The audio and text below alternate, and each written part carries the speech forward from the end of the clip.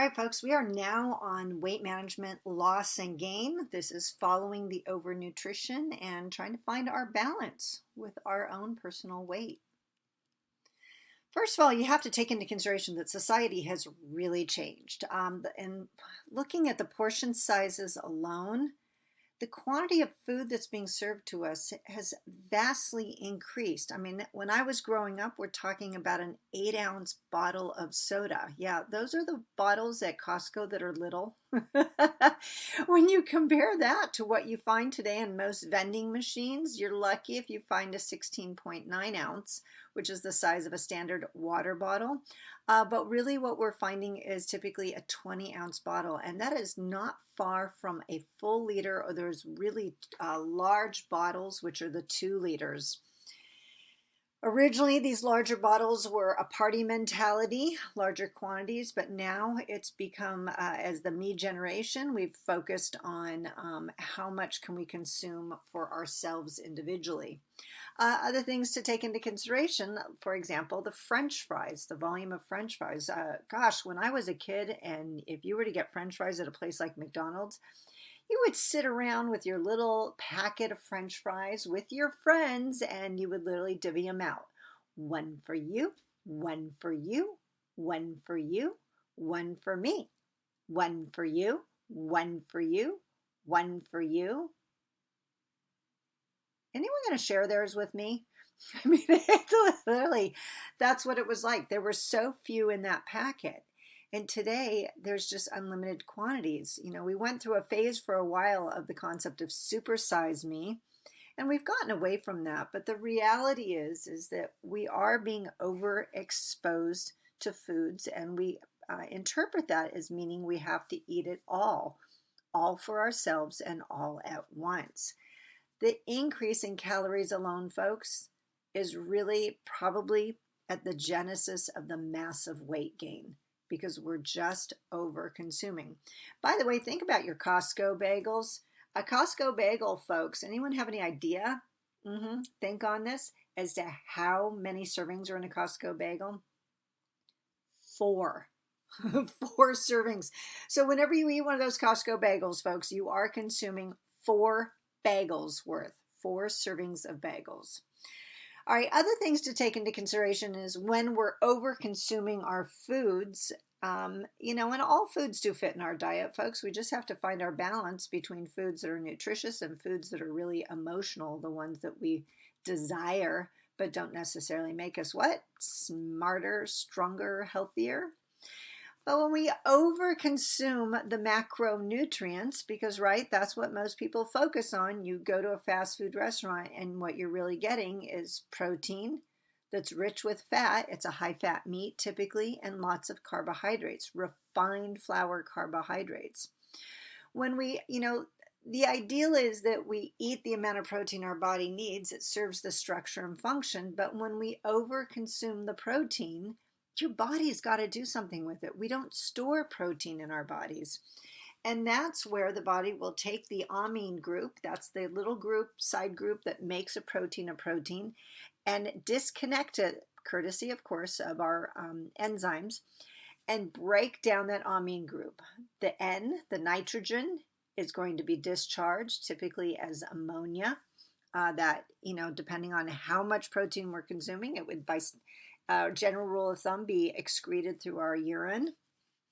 But when we go crazy and overboard with protein, then what we're doing is generating so much ammonia that there's the possibility that it can come through our skin or intoxicate our liver or brain. That would be concerning. The rest of the protein is carbon, hydrogen, oxygen. The same 3 remaining products that make carbohydrates and fats. Your body will then just rearrange that remaining portions of protein and convert it to fat storage. Now, fat is also vital for human health, necessary for structure and function, and it is the slow energy, right? Meaning the energy that we use when we're sitting around, when we're sleeping, when there's not a lot of movement and activity, when there's consistent, regular oxygen. The fat, excess fat, is converted to triglycerides stored in adipose cells, cells that are designed specifically to retain fats. And this is courtesy of our excess dietary fat in our diet and our excess protein in our diet. Now, of course, carbohydrates, first and foremost, the body is going to break these down into the individual sugars with the intention of the glucose feeding the brain, the central nervous system, the organs, your blood cells, and of course, most importantly, to become energy stored in your muscles for when you have to respond quickly or to exercise. But of course, if we overconsume carbohydrates, just like the protein, your body will rearrange that CHO, carbon, hydrogen, oxygen, and rearrange it and then convert it to fatty acids. Those fatty acids will be knitted together by a glycerol backbone, and that will become triglycerides. Those triglycerides are then delivered to your adipose cells and they're put into storage there. Folks, when your body extracts triglycerides out of your adipose cells, it cannot convert it back into protein no matter how much nitrogen you have. It cannot convert it back into carbohydrates. Once it becomes a fat, it is forever a fat. Until, of course, beta oxidation, we break it down and burn it as energy. But what kind of energy? Slow energy. So it's slow to get rid of. All right, now, when we overconsume calories, our body starts storing all the excess calories as adipose cells, and it starts out slow. You don't notice it on the scale, but over time, it'll distribute throughout your body. Fat cells, folks, are driven largely by genetics, where your genetic design determines where the fat goes. This is why some people, you'll see patterns in weight gain through families. Some people carry their weight in the midsection. That's kind of known as that apple shape. Some people carry it more so in their thighs, hips, and bum, and that would be the pear shape. Some people carry the body weight on the upper part of their body, and for whatever reason, genetically, they don't retain as much storage fat in their legs. I mean, it's a fascinating thing, but it really has a genetic component. Now, of course, there's obviously, if you're an active person always moving your lower body and not your upper body, then it's going to decrease the likelihood of fat storage in the lower part of the body. So activity is an influencing factor. As we gain weight, there are a lot of messages by our society that tells us that it is not necessarily an attractive thing. Well, you add to that the message of diseases that can come up from excess body weight, and it becomes a very emotional experience that we hold individually. At that point, we've gotten the message that it's not good, whether for health reasons or attractiveness, whatever the story a person has. We're all unique and we're all in different environments. But when we find that it doesn't work for us, we start to get desperate. And that desperation, folks, starts to create head games. Those head games then really guide us towards looking for that magic bullet. And our society is really good. Magazines, your news media, advertisements, your daytime drama shows like Dr. Oz, they all make fantastic promises about how they have the solution. They have the answer. They can tell you what to eat. They can tell you what pill to take to cause weight loss. The sad part is weight loss is a little more complicated. There are many tools that you have to use to achieve it and achieve it in a healthful way. And for this reason, it starts to create a lot of emotional, like a tug of war in ourselves. So number one, you want these foods. These are the emotional foods, the comfort foods that you really enjoy that largely kind of got you into a situation with weight gain.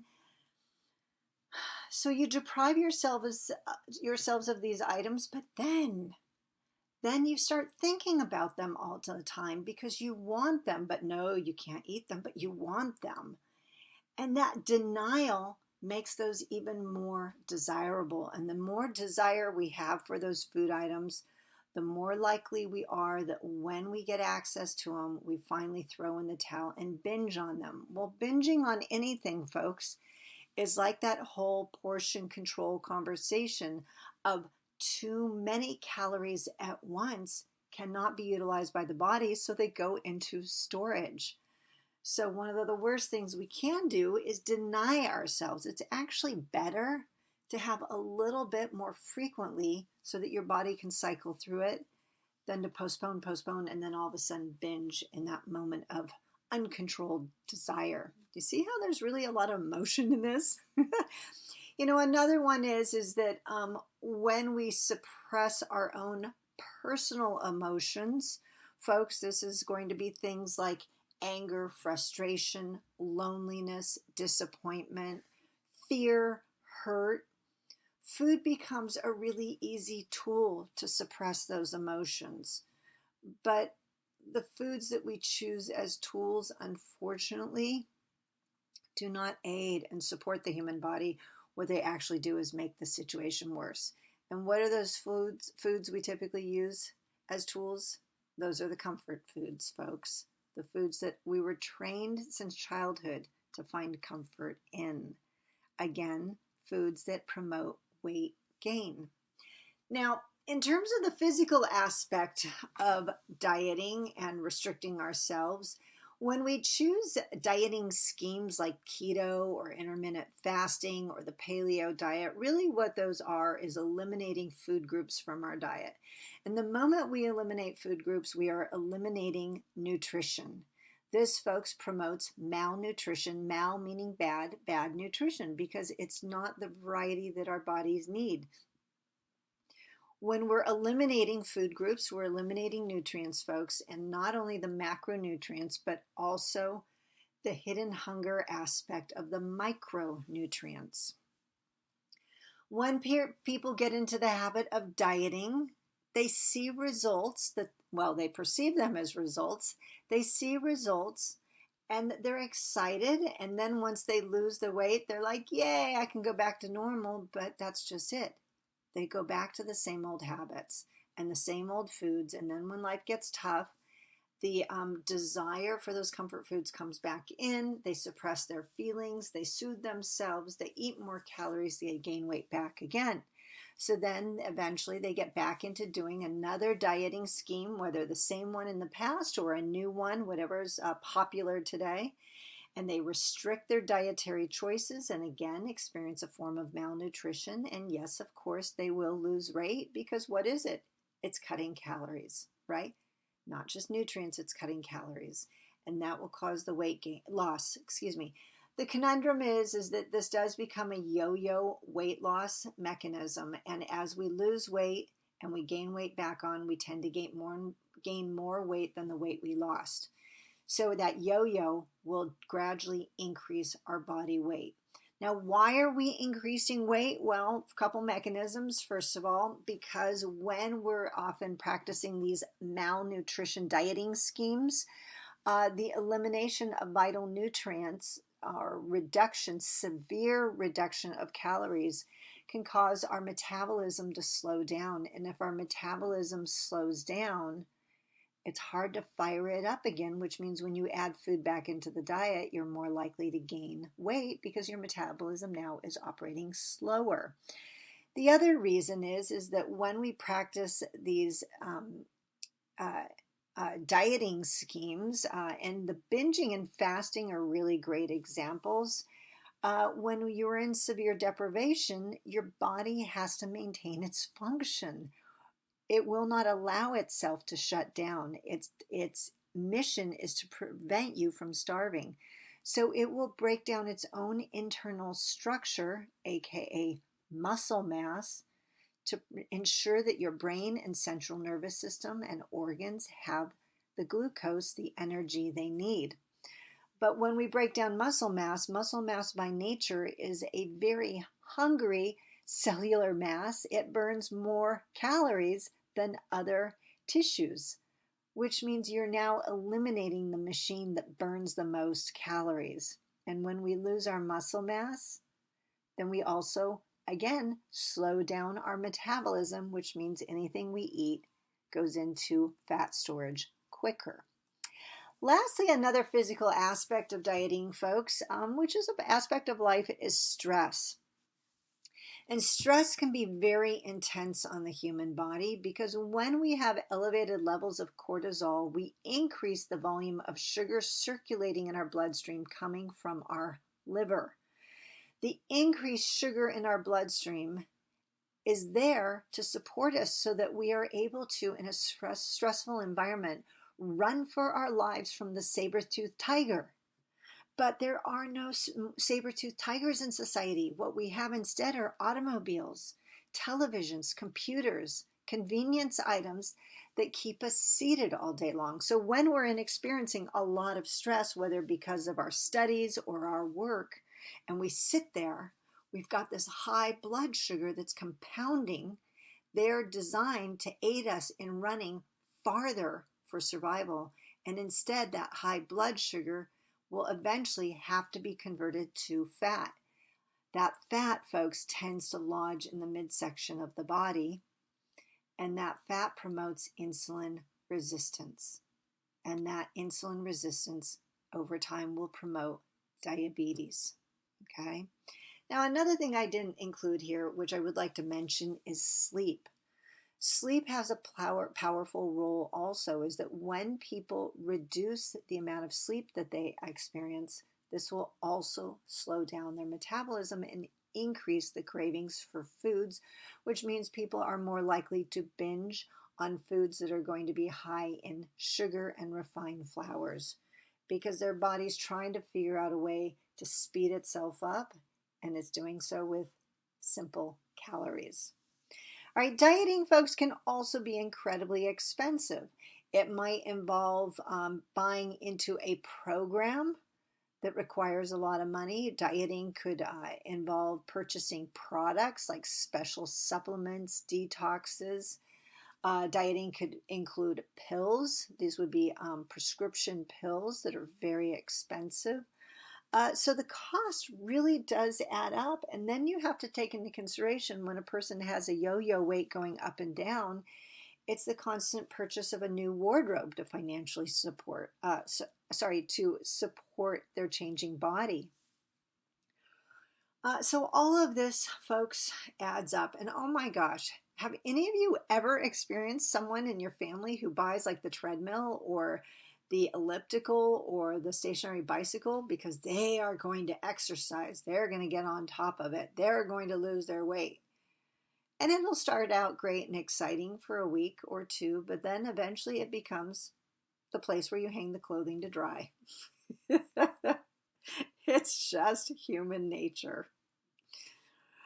All right, what are the weight loss myths and truths? Okay, first of all, when people are fasting, that means they are not consuming any foods. This, folks, will force the body when it runs out of carbohydrates to start relying on more of the fat storage as energy, more than normal, because it's got to now feed the brain and central nervous system. Normally that's the job of carbohydrates, but if you have no carbs, if you've cut and no protein, you've cut your foods completely out, like intermittent fasting, then your body has to have something to maintain the brain and central nervous system. They have to be fed every 4 hours. So in a situation like that, the body will start deconstructing the fats and using those ketones to feed the brain and central nervous system. They're not ideal food. That's not the preference of the brain. The brain will start to experience something kind of like a numbing sensation where it'll think everything's okay when it's feeding off of these. Your body will produce ketone bodies as a byproduct of breaking down the fats. Now, we all do a little bit, and that's okay, that's normal. But when we flood our blood with excess amounts of ketone bodies from breaking down large amounts of fat, folks, that is like pollution for the human body.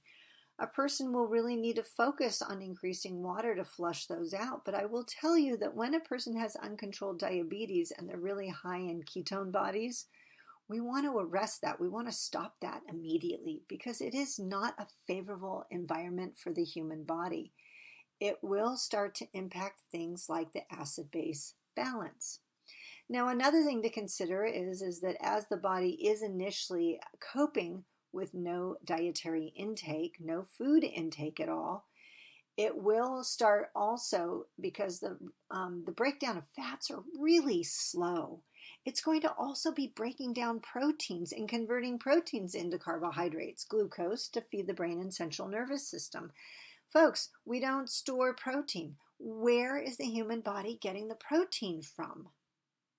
From simple things like your smooth muscle. It will block the ability of your body to make things like your immune system. And it does this to ensure survival because your brain and central nervous system is a heck of a lot more important than your muscle mass and your antibodies. Keep that in mind, especially in times like this where you've got things like COVID, influenzas in our society.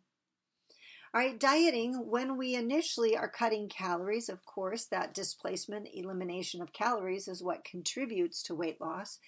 But as the body does not have access, especially to carbohydrates, and we burn through the glucose in our muscles, then there's no function for the muscles to be there anymore.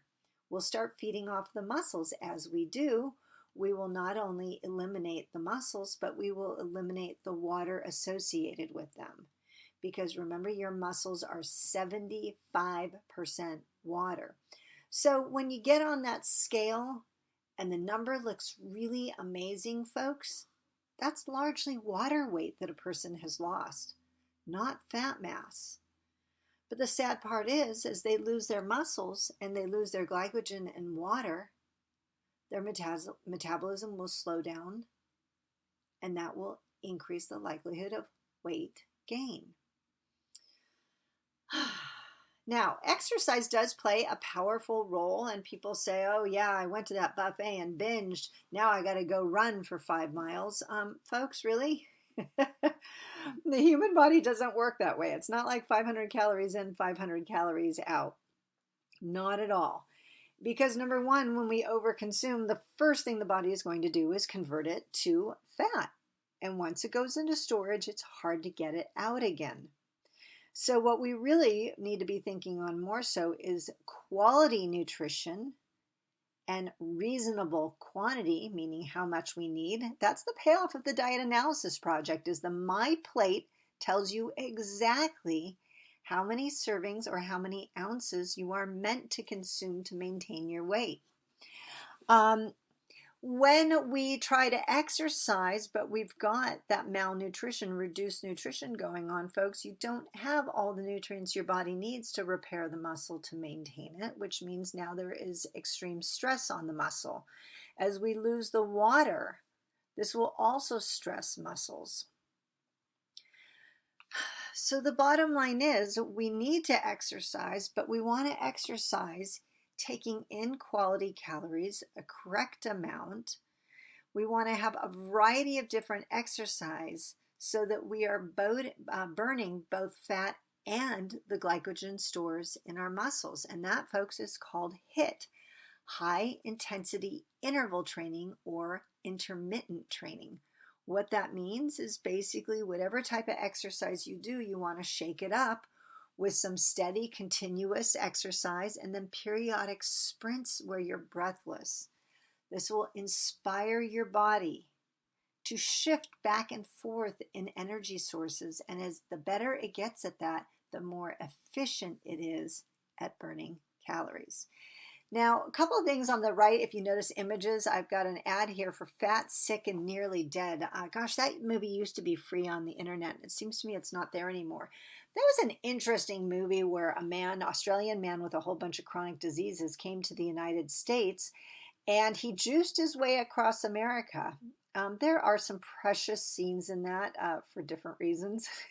But it's interesting to look at. But what you have to take into consideration is by juicing everything, he's not feeding his intestinal bacteria. He is focusing on the micronutrients. That's great. He's getting a little bit of fructose from the fruit and a little bit of tiny bit of glucose from the vegetables. But the reality is what he experienced was malnutrition, undernutrition. And that's what contributed to his weight loss.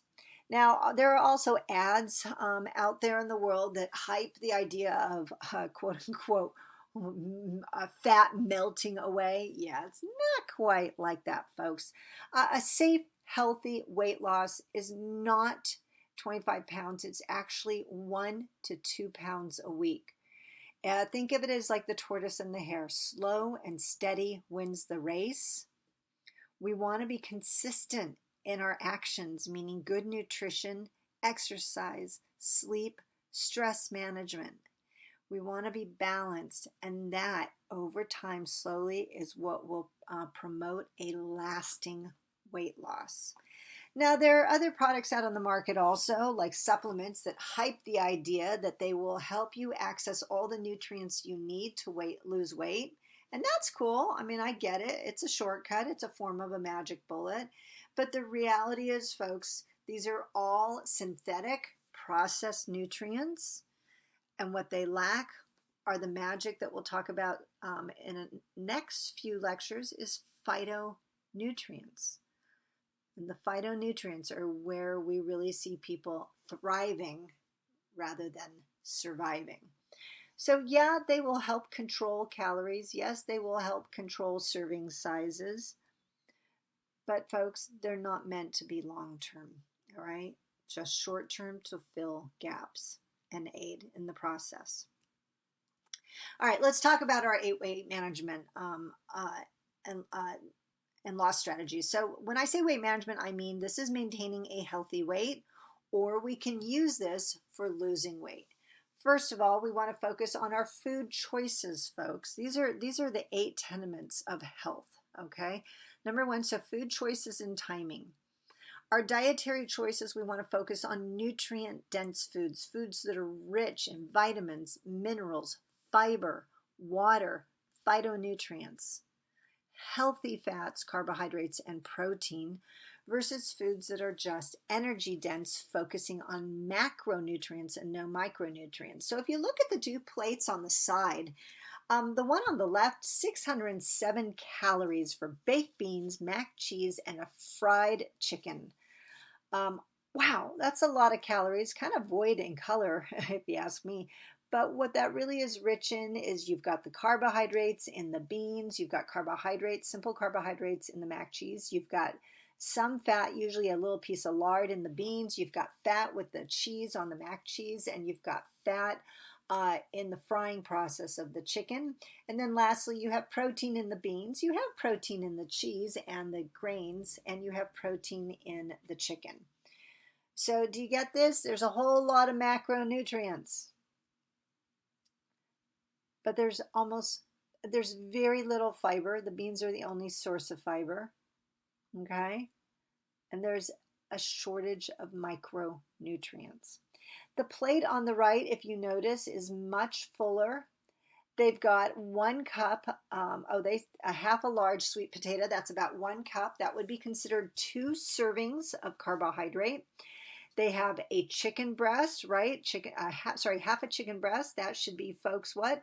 The size of the palm of your hand. 3 ounces for women, 4 ounces for men. And they've got half a plate of vegetables, broccoli and tomato, variety of color, texture, taste. Rich in fiber, vitamins, minerals, phytonutrients, water, protein, carbohydrates, and I don't know if you've got saturated fat in the chicken. Hopefully they have a little bit of maybe olive oil drizzled on those tomatoes for healthy fat. But notice the calories are less than half the other plate. This is one of the easiest ways, is just focusing on nutrient-dense foods. 50% of the plate as fruits, or especially vegetables. That's the My Plate variety, right? Variety, spice of life, my friends. All right, not just about meals, 3 meals a day, but considering snacks that when we are hungry, we want to have snacks in between our meals so that we don't get famished and super hungry when we eat meals and overeat. Snacks take the edge off that and ensure that we have more consistent blood sugar and more utilization of energy. The snacks should be complementary. What does that mean? Complementary means that they should complement each other, as if you made a mini plate or you made 2 out of the 3 groups from your plate. So, for example, a good snack could maybe be a little bit of sliced chicken with the tomato. Or a snack could be something simple like apple and cheese. Or the snack could be a yogurt, a low fat or fat free yogurt with some nuts.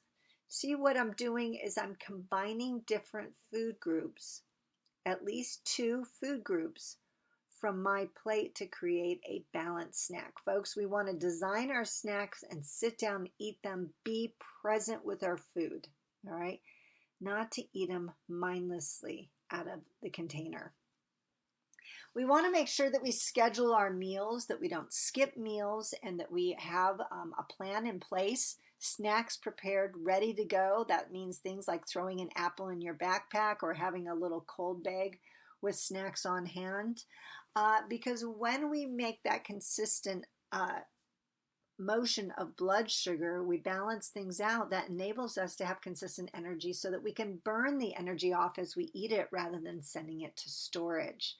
So what would that look like? That would be, for example, every 3.5 to 4 hours would be a meal, or if your meal's longer, you would insert a snack. So let's say if I were to have breakfast at 8 a.m. and I'm not going to eat again until lunch, then I would have lunch by 11:30 or 12. That's 3.5 to 4 hours. And then what if I'm not going to have dinner until 6 p.m.? Well, folks, that's about a good 6 hours away. That's too long at that point. So what I'd want to do is at around 3 hours, 3 o'clock, halfway through, I'd want to have a nice balanced snack, at least 2 food groups, and that will hold me over 3 hours or maybe 2.5 hours until it's time to have dinner at 6 o'clock. But then what if I am up late studying? Well, you're going to be done digesting dinner by around 9:30, maybe 10 the latest. And if you're still up, that's when you want to definitely make sure that you have a nice balanced snack available to you that you can have while you're studying into the evening or before you go to bed. All right. Step number 2 are fluid choices, focusing on water. Why? Because we are 55 to 60% water, and less so on the things that are liquid calories. Anything that we drink that provides empty calories. That would be things like your soda, your juices, your sweetened teas, your sweetened coffees. Folks, please understand that milk is not a liquid calorie because it is a nutrient dense item. So it would be considered a dairy, or in the case of plant milks, a non-dairy calcium drink. Excuse me. Those provide nutrition and are nutrient dense, with a few exceptions. Okay, there are some out there that are high in sugar, some are out there high in fat. You have to be cautious in what you're choosing. Whole milk is a very high fat product. It does have a time and a place for small children. It has a time and a place for people who need to gain weight. But for the rest of us, it has no place in our diet, honestly. All right, coffee and tea additives. You know, coffee straight up, fine. It is a diuretic, right? It'll cause you to lose water, but it's not going to impart necessarily any weight. And same goes with tea, whether it's herbal or caffeinated. But it's what we do to the coffee and tea when we Starbucks-ize those drinks is when it starts to go sideways. And then lastly, of course, alcohol.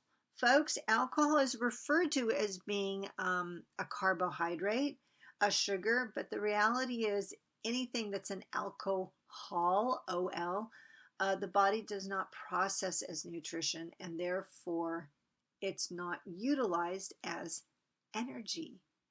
It actually goes through a series of uh, uh, metabolism steps and is eventually broken down into other products.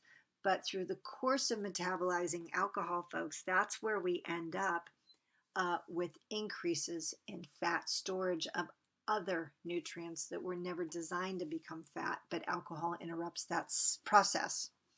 We'll talk about that in the alcohol section, of course. All right, for number 3, portion control. Eating what we need, not eating because it's there. So we really want to focus on serving sizes. To understand, a slice of bread is a single serving size. Half a cup of pasta is a single serving size. So if I were to sit down for dinner and I wanted to have spaghetti with meatballs and garlic bread and salad, number 1, I need to make sure half my plate is salad, so I've got 50% produce. Secondly, I want to take into consideration, now for me, for maintaining my weight, I do not want to exceed 3 servings of carbohydrates with that meal. So that means I'm going to have 1 slice of garlic bread and 1 cup of pasta, and then my meatballs are going to be my protein. All right? So that would be counting serving sizes. We just want to distribute our serving sizes across the whole day so that we what? We have consistent calories and consistent nutrition, not over consuming or binging, which promotes weight gain. Now, portion control, folks, is when you go to a restaurant.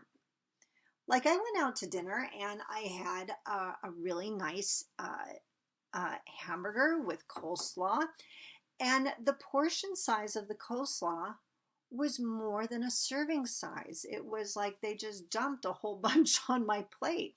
That's nice. However, great bang for my buck, but the reality is that coleslaw was more than my body needed. It was greater than the serving size appropriate to me. Same goes with the hamburger. The hamburger was a portion, meaning a half pound, whereas a serving size for me is 3 ounces. Well, folks, what's a half pound? 8 ounces. That means I had almost 3 times the amount of protein I needed on my plate. Always a big one. Okay, also we want to really consider as a tool utilizing our hands to enable us to know what those serving sizes are versus the portions that they give us. How much are we really consuming? The more aware we are of our foods, for folks, the more relationship we have with our foods, the more balanced relationship we have with our body weight. All right. Whoops, what happened here? I lost number 4 somewhere in the world. I'm jumping to that's really dreadful. I really did lose number 4. I guess there's 7. Something's wrong. Oh well. When we talk about number 5, counting calories, a lot of people use this as a tool to help them corral how much they're consuming. It can be a great tool. There are awesome different little apps you can put on your phone, like MyFitnessPal, that will help you identify how many calories that food has, how many calories you've eaten in the whole day so that you can meet your goals. But just remember, calories boil down to quality of calories, not just quantity. See, think of it this way. If you were to eat 2,000 calories throughout the day, and your body requires, let's say, 3,000 calories, and those 2,000 calories were all very energy dense without a lot of vegetables and fruits in your diet, you are going to be more likely to maintain your weight, even though it's a reduced amount of calories, if you're choosing to only count the calories. Whereas if you were to have a very balanced meal with 2,000 calories, your body would be relaxed and be more willing to release, to allow your body to burn those calories and release the weight. Quality and quantity are both a part of this conversation. All right, another tool, folks, are food diaries. Food diaries are really important because they help us become more present, as you guys all experience, as to what you're choosing to eat and how much you're consuming. I always encourage people also to consider your mood. How are you feeling when you eat? This is what really helps us tune into if we're emotionally eating. When you had that meal, were you feeling sad at the time, happy, lonely, angry?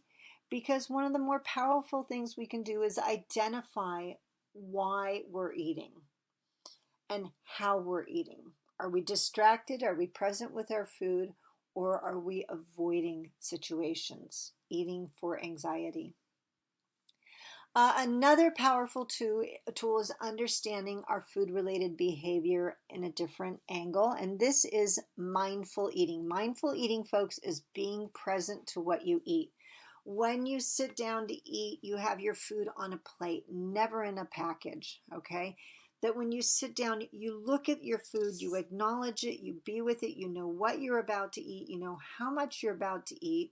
You scan it for a moment and enjoy it for what it's offering, its color, its texture. That when you chew, you take your time chewing to help with the digestive aspect, to again gain greater relationship with your food. Now you'll notice the more processed foods are, the longer you chew them, the less enjoyable they are. The more whole foods we choose, the longer you chew, the more enjoyable they are. Another tool to connect with ourselves and our dietary choices, folks, is called intuitive eating. And I want you to think of it in terms of the scale here of 1 to 10. When we're not hungry, we kind of live in the world of around a 5 or a 6. We feel good, we're not thinking about food, we're energetic, we're busy going about life. But when we're starting to feel some hunger, maybe we notice suddenly that other people are eating, we become more present to food on ads, or we start thinking, wow, it'd kind of be a good idea to get lunch soon. We're at a 4. This is when our body is initially starting to hint to us, yes, it tells us that our blood sugar is slowly starting to come down and we need to eat. When we get to a 3, we're hungry. I'm hungry. I need to eat now, not later. Do you have a snack? Anything I can eat right now? When we get to a 2, this is like what you see with people who get really hangry, right? Super moody because their blood sugar has crashed. This is where oftentimes they may no longer be aware that they're hungry because they're starting to check out. Their brain is not functioning in a balanced way. That is not a positive situation publicly. Just saying. Okay, and number 1, that's extreme, folks. We don't get there. Okay, number 1 is the soccer team flying over the Andes. The plane crashes in the mountains and they're starving. They are starving to the point where they eat whatever they have to, and in that situation, it involved eating the other soccer players. Folks, we are so in survival mode at a 1 that we really are not thinking about anything other than surviving. We do what we have to do. Now, emotionally, are people aware that they're doing that at the time? Most likely not, because our brain, when we go into ketosis, our brain tends to get, hi, how are you doing? Everything's great. We get really spacey. And part of that is the brain is not optimized, and part of that really turns out to be a little bit of a protective factor for you so that you're not real cognizant of starvation. Now, when we do start eating, we want to eat so that either 1, like a snack, we're just like, okay, that's enough. That just took the edge off of the hunger. I feel great. I can go about my duty, no problem. Or we eat to an 8, 80% full, folks. This is called hara hachibu, which comes originally from Okinawa. And it's the idea that you eat until you feel pleasant, pleased, satisfied, so that you've had enough to eliminate the hunger, but not to the point where you're over full. When you eat to this stage, you still can get up, move around. If I were to say, hey, my meter just expired across the street, can you run over and plug it? You would be able to comfortably get up from the table, jog across the street, plug the meter, jog back, and not feel sick or gross. You feel balanced and wonderful at 8. At 9, now, this is where you're kind of like, I've had enough to eat, but you know what? There's room. I can eat more. I want another bite or two, another serving. You didn't have to do it. You didn't need it, but you wanted it. And by the time you have it at the 9, you're kind of feeling like, oh, maybe I should have stopped at 8. I'm full. Do you get that? I'm not satisfied now or satiated. I am now full. When we get to 10, that's like Thanksgiving. We're incapacitated. We're in a food coma. We can't move. We are miserable.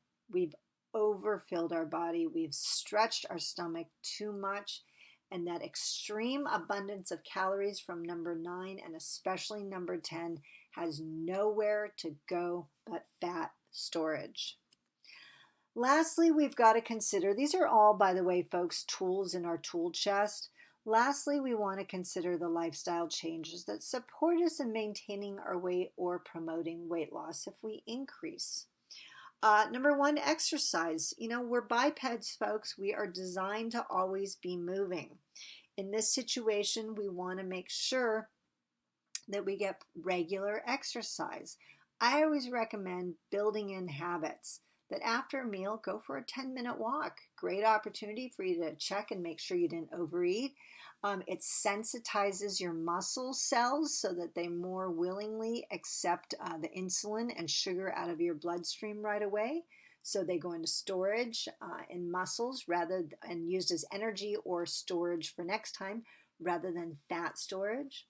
We want to utilize exercise like strength training because our muscle mass burns more calories. This aids us in maintaining weight when we're not active. HIIT, high intensity intermittent or interval training, shaking up the different types of exercises. So we don't ever want to just weight lift. We don't want to ever just do cardio. Folks, we want to have a variety in our repertoire of exercises. And it really focus on, now maintaining weight is 30 minutes a day of activity, but focusing on losing weight, we now need to start at 60 minutes a day. All right. Also part of this in terms of lifestyle changes is stress management, because as we said, stress elevates blood sugar, which will be converted to triglycerides to fat. We really want to learn how to identify when our stress levels are going up. That could be things like butterflies in the stomach. We could be starting to sweat. Our eyes will dilate. A headache may come on. We get more erratic. And folks, when we experience stress, we tend to lean on our comfort foods to self-soothe. But when we do, that promotes weight gain. So we really want to get present and be able to offset it. And preventing or managing our stress is going to be things like utilizing apps like Calm, C-A-L-M. That's a good app for meditation. Wherever you are, you can stop, slow down for 5 minutes, reset yourself. Or it could be things like we said, exercise, right?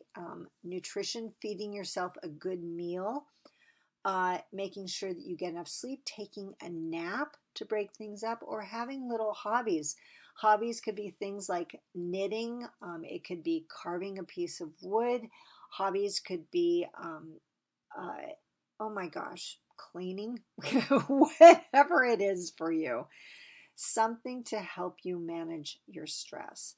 And then, of course, lastly, the sleep factor really is powerful. Now, we're not talking like a nap during the day for the stress management. Now, we're talking about our regular habitual sleep habits. We know the range for humans generally is 7 to 9 hours. And this is what enables us to be alert. This enables our metabolism to be optimized. But when we go below that, folks, Now this is going to slow down our metabolism and increase our caloric intake. If we sleep greater than 9 hours, honestly, that is usually an indication of depression. Okay, I'm just going to skip over this, but this is a great example of how they've modified meals, 3 different meals during the day, to reduce the caloric intake. So bottom line is, I want you to think about, we've got the plate on the left, it's a blank plate, and we've got 3 different meals here. The first one is rich in color, vitamins, minerals, fiber, and water, phytonutrients. Wonderful. But what's missing? Because folks, as beautiful as it is, that is not a balanced plate.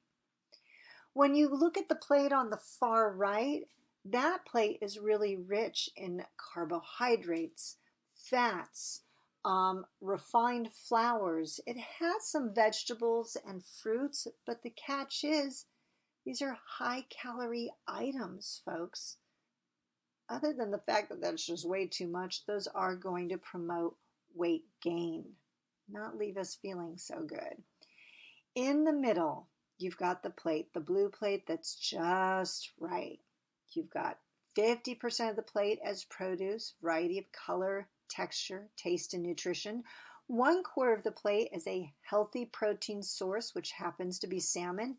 And 1/4 of the plate is brown rice, a whole grain rich in vitamins, minerals, and fiber. All right, now there are alternatives, especially for people who've experienced a lot of yo-yo dieting schemes. Some people really feel like they've hit a wall and they don't feel successful anymore. They don't feel like they can accomplish weight loss, and they need something to aid them to get things rolling. For some people, they start to experience a lot of chronic diseases like high blood pressure, diabetes, high blood cholesterol, high triglycerides, and they want to dial that back, get that under control quickly. The way they can do this for some people is by taking medications. The problem is you can't take these long term. There is a period of time, a finite period of time, where it has to stop. The other concern is that, it's typical of Western medication. You steal from Paul to pay Peter. What I mean is that there are side effects. It will aid in reducing your desire to eat, reducing your calories, but the trade-off is there are intense side effects. Now, there are other alternatives like bariatric surgery. This is where we're changing the GI system to promote weight loss. When we make these changes to how we consume and process our nutrients, this also changes our metabolism, which means bariatric surgery, folks, is a form of metabolic surgery. Now, when we start out, our GI tract is whole and complete. If you look at the blue image on the upper right, the far left one is we got the esophagus connects to the stomach connects to the duodenum, to the ileum, to the jejunum. You've got this whole roll of intestines that roll all the way down eventually to your colon, to your rectum, to exit. Now, when we consume our foods, right, we have to make sure we chew them very effectively so they get down the esophagus. They go to the stomach where we process the proteins with enzymes, and then we transfer the fat, the protein, the carbohydrates to the intestines where we have more enzymes breaking down, digesting those, and they are gradually absorbed through the walls of the intestinal tract.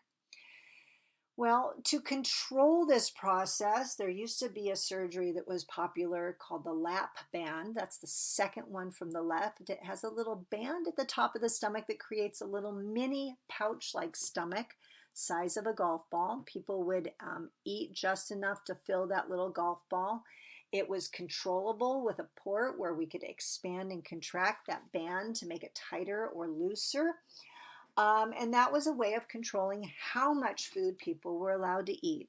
That surgery did eventually kind of lose favoritism with the one on the far right called the gastric sleeve. And that's where we cut off the outer kidney part of the stomach to create a sleeve of a stomach. That severely limits the amount of food also that people can consume. It will still pass through the stomach. However, the elimination of the outer part of the stomach will eliminate our old buddy ghrelin. It will eliminate other hormones that have to do with hunger. And when this happens, it eliminates our desire to eat, to have hunger. Now, that can be a challenge for some people because that means they now need to start scheduling their meals so that they make sure they eat. Okay. It will also eliminate the body's ability to successfully extract B12, calcium, iron, and zinc, and so they will need to be on supplements. The gold standard surgery of all, which means it's had the greatest amount of weight loss, it's been around the longest, is gastric bypass surgery. Now, in the two images, the forefront larger images, the gastric sleeve is the one on the right. The one on the left, if you'll notice, you've got the liver there with the gallbladder, the little green gallbladder. If you'll notice, what they do is they literally disconnect the stomach from the bottom of the esophagus, and then they connect the ileum directly up to the esophagus. They create a little teeny pouch there that becomes kind of a pseudo stomach, but that means that all nutrition that passes from the esophagus goes straight to the intestinal tract. They just leave the stomach hanging out there inside the body. They don't eliminate it. Again, this forces a person to lose a lot of weight. We are talking, for gastric bypass surgery, about on average 31% of body weight over 5 years. Whereas the gastric sleeve is around 25% of body weight.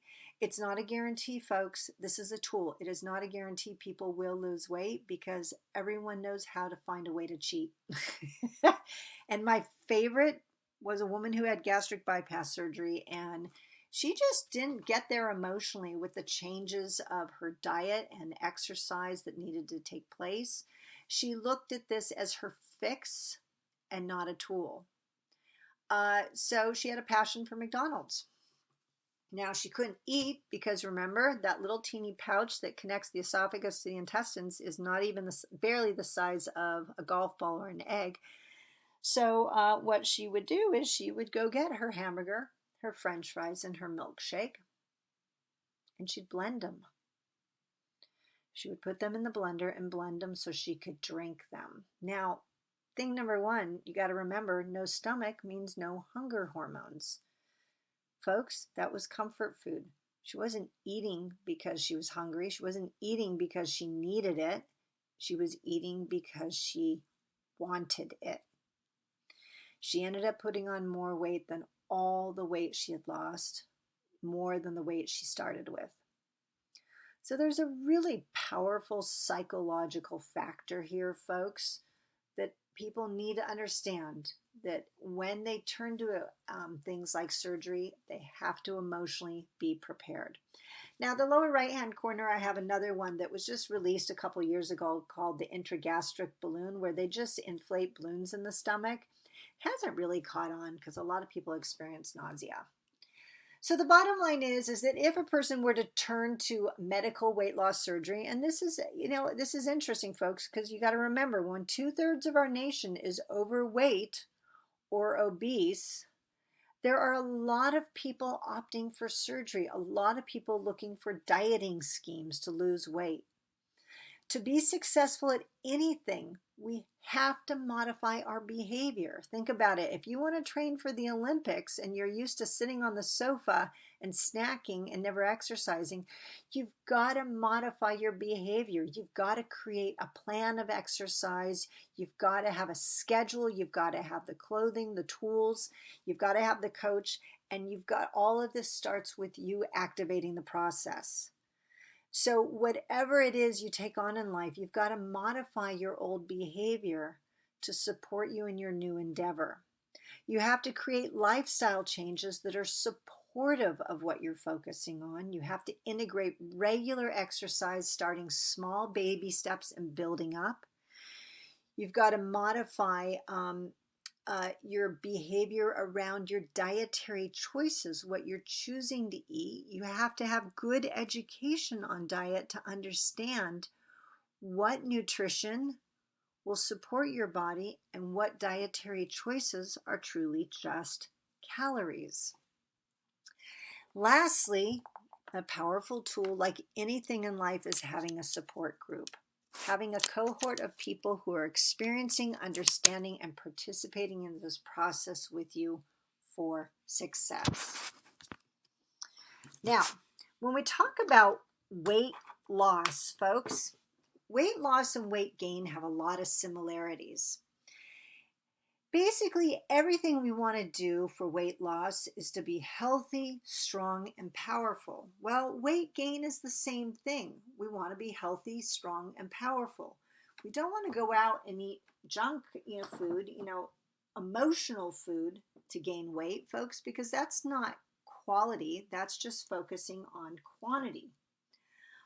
So one, we want to focus on nutrient-dense foods for weight gain, like nut butters, whole milk, plenty of avocados, cooking with healthy oils like avocado and olive oil, not bothering to measure them, but just simply to pour them, and frequent snacking on nutrient-dense foods like trail mixes, cheese, whole wheat crackers, etc. So we all can eat these, and they can be a part of a healthy diet even when a person is losing weight. But the difference is losing weight, you reduce the amount you take in. Maintaining weight, you manage serving sizes. And gaining weight, you eat liberally. All right. When we talk about portion control, one of the things is our plate size. For losing weight, we want to eat off of smaller plates because our mind follows the plate and we eat what's in front of us. But when we want to gain weight, we want to use bigger plates. We also can utilize little tricks like eating off of red plates because red and the color blue inspire appetite. They promote our desire to eat. Think about all those red and white check tablecloths at picnics. Yeah, so to gain weight, we want to cover the whole plate. We want to eat until we are at a 9. We don't want to stop at a 7 or 8. We really want to push the envelope. Now, in terms of how often we eat, yes, of course, we want to make sure that we have our meals, but we've really got to make sure that we have snacks between every meal. Breakfast, snack. Lunch, snack. Dinner, snack. It's literally constant feeding, okay? That when we drink fluids, for weight loss, we want to think of water in between meals, but for weight gain, we've got to separate the fluids out so that they're not with the meals, so that we're compressing the amount of food in the person, and then they can have their fluids in between. Lastly, we want to utilize, for weight gain, we want to utilize those liquid calories, not of anything, but making sure that it's quality calories. And that's where the use of smoothies really come in powerfully. So this is why when we talk to people about weight loss, we do not want them drinking their food because it promotes hunger. We want them chewing, enjoying their food. Okay, and lastly, when a person is looking to gain weight, we do not want them gaining muscle mass quickly because what will happen? Those muscle cells will turn around and start burning more calories. So we need a person to actually slow down in their weight training and exercise, lower impact, slower, and then gradually build up as they gain weight. All right, folks, that's it for the weight management loss and gain section. Hopefully you access some really great information and tools that support you on your journey in life, whether it be to lose weight, maintain your weight, or gain weight, and also access important information to support your friends and family around you.